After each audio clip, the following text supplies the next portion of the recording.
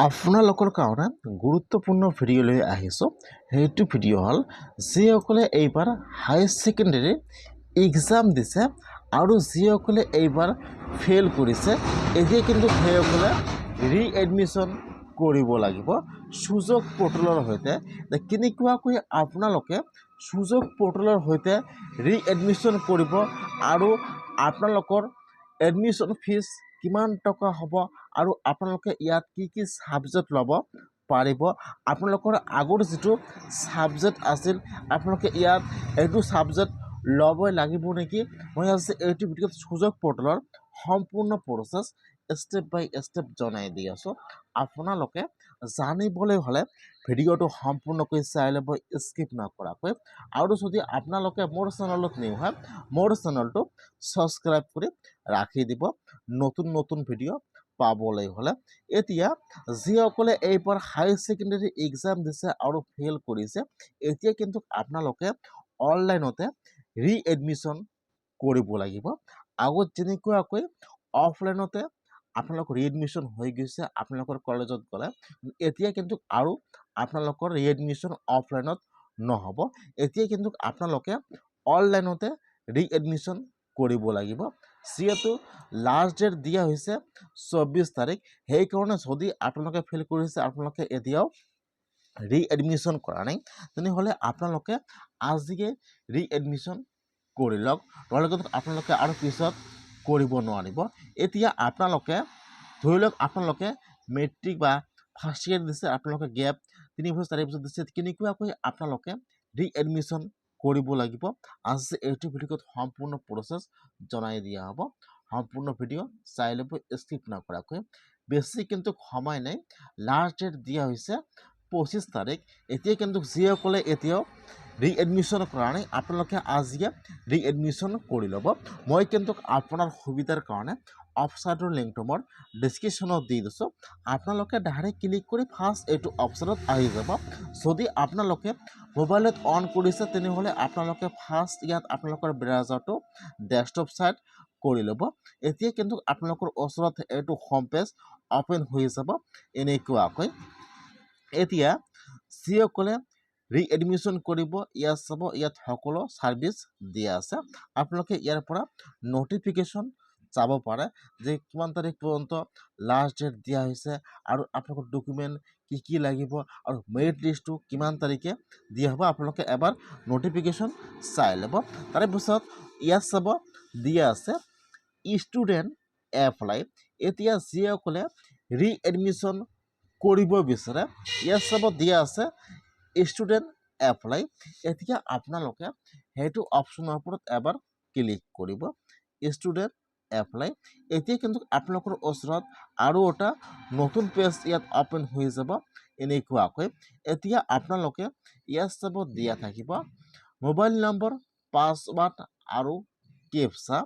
এতিয়া কিন্তু আপোনালোকে ফাৰ্ষ্ট যিসকলে এতিয়াও ৰেজিষ্টাৰ কৰা নাই, সেইসকলে ফাৰ্ষ্ট ইউজাৰ আইডি আৰু পাছৱাৰ্ডটো বনাব লাগিব। ইয়াত চাব দিয়া আছে মোবাইল নম্বৰ, পাছৱাৰ্ড, কেপচা আৰু লগইন। যদি আপোনালোকে এতিয়াও ৰেজিষ্টাৰ কৰা নাই, তেনেহ'লে তলত চাব দিয়া আছে কাৰেক্ট নিউ একাউণ্ট। এতিয়া আপোনালোকে সেইটো অপশ্যনৰ ওপৰত এবাৰ ক্লিক কৰিব, কাৰেক্ট নিউ একাউণ্ট। এতিয়া কিন্তু আপোনালোকৰ ওচৰত এইটো পেজ অ'পেন হৈ যাব এনেকুৱাকৈ।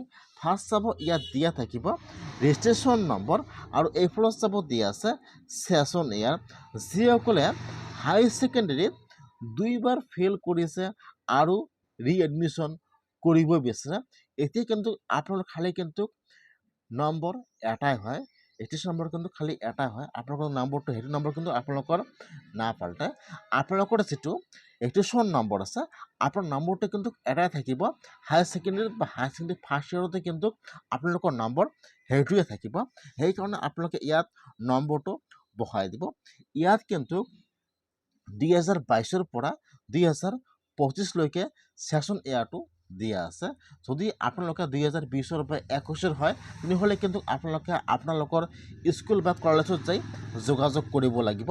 এইটো কিন্তু সুযোগ পৰ্টেলৰ সৈতে নহ'ব, যিহেতু ইয়াত 2022ৰ পৰা 2025লৈকে দিয়া আছে। সেইকাৰণে যিসকলৰ 2022ৰ বা 2021, 20 বা 19ৰ আছে আৰু এতিয়ালৈকে এক্সাম দিয়া নাই, এতিয়া কিন্তু সেইসকলে আপোনালোকে আপোনাৰ কলেজত যাই যোগাযোগ কৰি আপোনালোকে তাৰ পৰা কৰিব লাগিব। আপোনালোকে ইয়াত খালি কিন্তু 2022ৰ পৰা 2025ৰ ভিতৰলৈকে আপোনালোকে এইটো অপশ্যনৰ পৰা কৰিব পাৰিব। সেইকাৰণে আপোনালোকে ইয়াত আপোনালোকৰ এডমিশ্যন নম্বৰটো বহাই দিব, ইয়াত ছেশ্যন এয়াৰটো ছিলেক্ট কৰি লৈ ল'ব। তাৰপিছত আপোনালোকে এতিয়া চাৰ্চত ক্লিক কৰিব। এতিয়া কিন্তু ইয়াত আপোনাৰ ডিটেইলছ সম্পূৰ্ণ অলৰেডি আহিছে, আপোনালোকে ইয়াত আৰু একো বহাব নালাগে। তাৰপিছত আপোনালোকে ইয়াত মাৰ্কটো বহাই দিব, নহ'লে কোনো আপোনালোকৰ ইউজাৰ আই ডি আপোনালোকে ইয়াত তাৰ পাছৱৰ্ড বনাই ল'ব। এইটো হৈছে আপোনালোকৰ মোবাইল নম্বৰটো হৈছে আপোনাৰ ইউজাৰ আই ডি আৰু আপোনালোকে পাছৱৰ্ডটো ইয়াত বহাই দিব আৰু তলত যে কেপচা আহিছে আপোনালোকে ইয়াত কেপচাটো বহাই দিব। কেপচাটো বহাই দি আপোনালোকে এতিয়া লগইনৰ ওপৰত ক্লিক কৰিব। এতিয়া কিন্তু আপোনালোকৰ বস্তু ইয়াত অপেন হৈ যাব এনেকুৱাকৈ। ইয়াত চাব দিয়া আছে ৰানিং এপ্লিকেশ্যন। এতিয়া কিন্তু আপোনালোকে যিকোনো দুটা কলেজত এডমিশ্যন ল'ব বা ৰিএডমিশ্যন কৰিব পাৰিব। ধৰি লওক আপোনালোকে আন এটা কলেজৰ পৰা আপোনালোকে এইবাৰ হায়াৰ ছেকেণ্ডেৰী এক্সাম দিছে আৰু আপোনালোকে ফেইল কৰিছে। এতিয়া আপোনালোকে সেইটো কলেজ চেঞ্জ কৰিব বিচাৰে, এতিয়া কিন্তু আপোনালোকে কলেজটো চেঞ্জ কৰিব পাৰিব, যিহেতু এইবাৰ অনলাইনত পৰ্টেল দিয়া আছে। এতিয়া আপোনালোকে আপোনাৰ মনৰ পচন্দ মতে আপোনালোকে এতিয়া যিকোনো দুটা কলেজত আপোনালোকে ৰিএডমিশ্যনৰ কাৰণে এপ্লাই কৰিব পাৰিব। ইয়াত চাব দুটা কলেজত কিন্তু আপোনালোকে যিকোনো দুটা কলেজ আপোনালোকে যি দুটা কলেজত এডমিশ্যন লৈ বিচাৰে আপোনালোকে ইয়াৰ পৰা যিকোনো দুটা কলেজত ৰিএডমিশ্যন বা ৰিএপ্লাই বা কলেজ এপ্লাই কৰিব পাৰিব। সেইকাৰণে বহুতৰে কিন্তু প্ৰশ্ন এইটো যে মই সেইটো কলেজৰ পৰা ফেইল কৰিছোঁ, মই আৰু এইটো কলেজৰ পৰা এইবাৰ এক্সাম নিদিওঁ।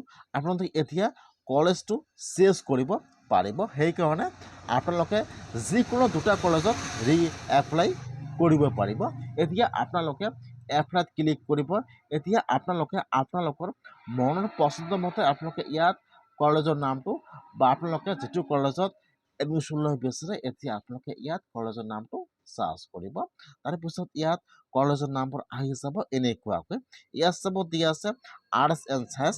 এতিয়া আপোনালোকে যিটো আপোনালোকে এডমিশ্যন লৈ বিচাৰে আৰ্টছত নে ছায়েন্সত আপোনালোকে এতিয়া ইয়াৰ পৰা সেইটো অপশ্যনৰ ওপৰত ক্লিক কৰিব। এতিয়া কিন্তু ইয়াত ছাবজেক্ট আহি যাব। এতিয়া কথা হ'ল বহুতৰে কিন্তু আগত ছাবজেক্টবোৰ বেলেগ বেলেগ আছিল, এতিয়া কিন্তু আপোনালোকে আৰু নতুনকৈ ছাবজেক্ট ল'ব পাৰিব। এতিয়া আপোনালোকে আপোনালোকৰ আগত যি ছাবজেক্ট আছিল আপোনালোকে সেইবোৰ যদি নলয় একো নহয়, আপোনালোকে এতিয়া নতুনকৈ ছাবজেক্ট ল'ব পাৰিব। এতিয়া আপোনালোকে ইয়াত কি ছাবজেক্ট ল'ব ইয়াত কিন্তু সকলো ছাবজেক্টৰ নামবোৰ আহি যাব। এতিয়া আপোনালোকে ইয়াৰ পৰা সকলো ছাবজেক্ট আপোনালোকে ইয়াৰ পৰা ছিলেক্ট কৰি লৈ ল'ব। এতিয়া আপোনালোকে নতুনকৈ কিন্তু ইয়াৰ পৰা ছাবজেক্ট ল'ব লাগিব। যিহেতু এইবাৰ অনলাইন পৰ্টেল মুকলি কৰি দিয়া হৈছে সেইকাৰণে কিন্তু আপোনালোকে এতিয়া নতুনকৈ সকলো বস্তু ল'ব লাগিব। এতিয়া আপোনালোকৰ মনৰ পচন্দ মতে আপোনালোকে ইয়াত ছাবজেক্টবোৰ লৈ ল'ব।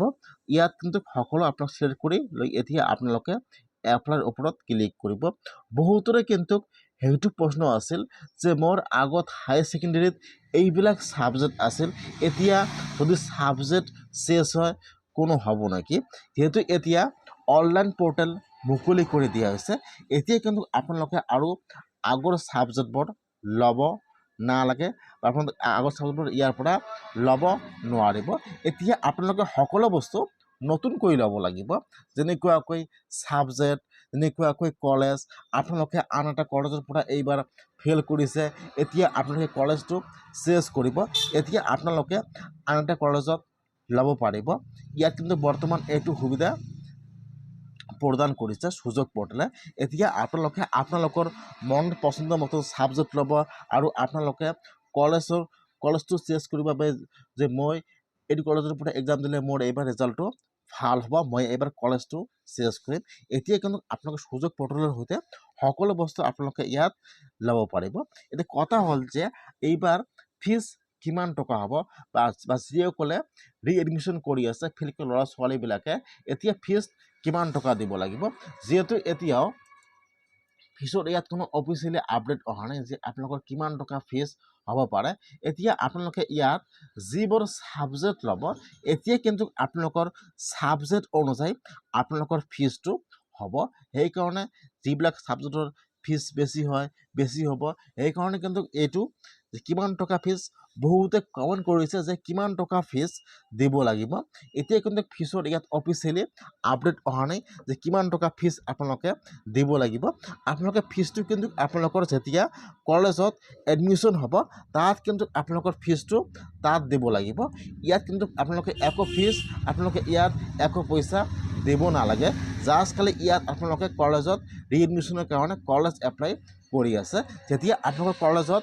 এডমিশ্যন হ'ব তাত কিন্তু আপোনালোকৰ ফিজটো জমা কৰিব লাগিব এতিয়া আপোনালোকে এপ্লাই কৰিব ইয়াত আপোনালোকৰ ওচৰত আহি যাব আপোনালোকে মাই এপ্লিকেশ্যন ক্লিক কৰিব ইয়াত আপোনালোক যিটো কলেজত এডমিশ্যন কৰিছে ইয়াত কলেজৰ নামটো আহি যাব আপোনালোকে ৰিচিপ্টটো এইটো ৰিচিপ্ট এতিয়া আপোনালোকে এইটো ৰিচিপ্ট প্ৰিণ্ট কৰি ৰাখি দিব যেতিয়া আপোনালোকৰ কলেজত এডমিশ্যন হ'ব তাত কিন্তু আপোনালোকৰ সেইটো জমা ল'ব তাত কিন্তু আপোনালোকৰ সেইটো ৰিচিপ্টৰ পৰা আপোনালোকৰ কলেজত এডমিশ্যন কৰিব এতিয়া যিসকলে এইবাৰ হাই ছেকেণ্ডেৰীত ফেইল কৰিলে এতিয়া কিন্তু বহুতে এতিয়ালৈকে ৰিএডমিশ্যন কৰা নাই আপোনালোকে অতি সোনকালে আজিয়ে ৰিএডমিশ্যন কৰক আৰু কিন্তু বেছি সময় নাই আৰু কিন্তু মাত্ৰ হাতত 5 দিন সময় আছে এতিয়া কিন্তু বহুতে ভাবি আছে যে মই ৰিএডমিশ্যন নকৰোঁ মই কলেজত যাই কৰিম এতিয়া কিন্তু যেহেতু এইবাৰ অনলাইন পোৰ্টেল মুকলি কৰি দিয়া হৈছে আপোনালোকে ইয়াত খালি জাষ্ট এপ্লাই কৰিব আপোনালোকে আপোনাৰ কলেজত সকলো ডকুমেণ্ট লৈ হৈছে আপোনালোকে আপোনাৰ কলেজত ৰিএডমিশ্যনৰ কাৰণে বা তাত আপোনালোকে ফিজ জমা কৰিব লাগিব তাত আপোনালোকে সকলো প্ৰচেছ কৰিব লাগিব যেহেতু এইবাৰ নতুনকৈ পোৰ্টেলটো মুকলি কৰি দিয়া হৈছে এইবাৰ কিন্তু সকলোৰে সুবিধা হৈছে যিবিলাক ল'ৰা ছোৱালীয়ে কলেজটো চেছ কৰিব বিচাৰে কলেজটো এতিয়ালৈকে চেছ কৰিব পৰা নাই এতিয়া কিন্তু সেইসকলৰ কাৰণে বহুতো সুবিধা হৈ গৈছে সেইকাৰণে আপোনালোকে এতিয়া ফাৰ্ষ্ট চাব যে আপোনালোকৰ কোনটো কলেজত এডমিশ্যন ল'লে আপোনালোকৰ এইবাৰ এক্সামটো ভাল হ'ব পাৰে আপোনালোকে এইটো কলেজত আপোনালোকে অতি সোনকালে ৰিএডমিশ্যন কৰক এতিয়া ধৰি লওক সকলোৱে কিন্তু দুটাকৈ কলেজত ৰিএডমিশ্যনৰ কাৰণে এপ্লাই কৰি আছে কিন্তু আপোনালোকৰ নামটো খালি কিন্তু এটা কলেজতহে একচেপ্ট কৰিব সেইকাৰণে কেনেকুৱাকৈ আপোনালোকে ৰিএডমিশ্যনৰ লিষ্টটো চেক কৰিব লাগিব মেৰিট লিষ্টটো মই আপোনালোকক সেইটো প্ৰচেছ নেক্সট ভিডিঅ'ত দেখুৱাই দিম যিসকলে হায়াৰ ছেকেণ্ডেৰীত ফেইল কৰিছে সেইসকলে আজিয়ে ৰিএডমিশ্যনৰ কাৰণে এনেকুৱা পৰ্টেলৰ সৈতে এপ্লাই কৰক